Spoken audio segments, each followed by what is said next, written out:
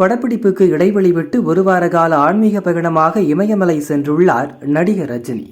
சென்னையிலிருந்து தனது நண்பர்களுடன் சில தினங்களுக்கு முன் கிளம்பிய ரஜினி முதலில் ரிஷிகேஷ் சென்றார். அங்குள்ள ஆசிரமத்தில் தங்கிய ரஜினி பத்ரிநாத் கோவிலில் வழிபாடு செய்தார். தொடர்ந்து இமயமலைக்கு பயணித்த ரஜினி அங்குள்ள மலைப்பாதைகளில் நடந்தே சென்று பாபாஜி குகையில் பூஜை செய்து வழிபாடு செய்தார்.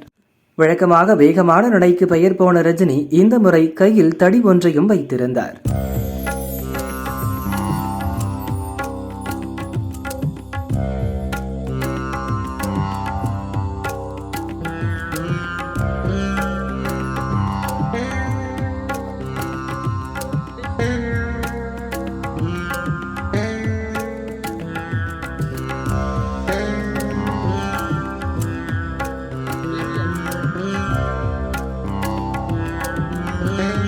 பாபா குகையில் ரஜினி தியானம் செய்து பாபாஜி ஆசிரமத்தில் ஓய்வெடுத்தார்.